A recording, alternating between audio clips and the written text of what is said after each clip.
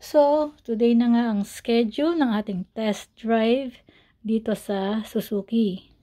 Kasama ang ating agent, si Ma'am Grace at ang kanyang team. Bale, 5 kaming lahat na sakay. Mula dito sa showroom, iikot tayo hanggang doon sa may bypass road. Let's see kung maganda ba talaga ito ang espresso. Hindi naman kalayuan dito yung bypass, pero enough na rin para malaman natin kung maganda nga ang takbo. May nadaanan kaming portion na lubak, pero okay lang. Hindi naman masyadong ramdam yung kaldag. Masasabi ko na hindi naman siya jerky. Maganda naman ang suspension. Malakas din ang aircon. Ito nga pala ang Suzuki Espresso ay tinatawag ding micro SUV or mini crossover. Ang isang nagustuhan ko dito, mataas ang seat height. At kahit maliit ang car, maluwag naman ang legroom. Kahit magbiyahe ka ng malayo, hindi mamamanhid ang mga binti mo. At fuel efficient din, 25.3 kilometers per liter. Siyempre, meron siyang pros and cons, pero overall, satisfied naman kami dito kay Suzuki Espresso.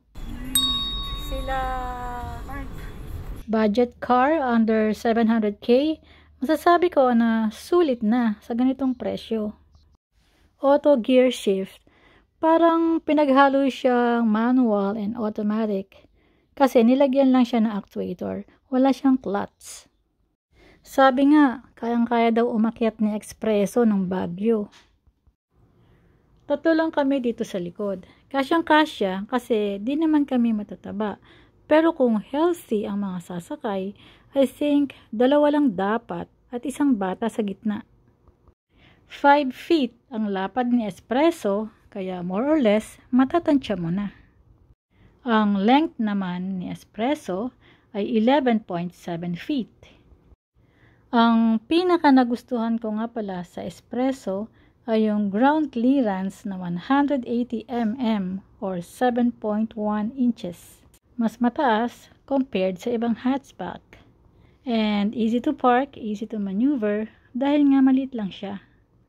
Ang di ko lang nagustuhan dito kay Espresso, naka-fixed yung steering wheel niya. Yun lang. Pero syempre, di na tayo mag-expect ng maraming features kasi budget car nga. Pag masyadong ginandahan, siguradong tataas din ang presyo.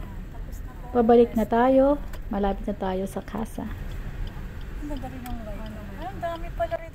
Okay, ayos. Nakabalik na kami sa casa.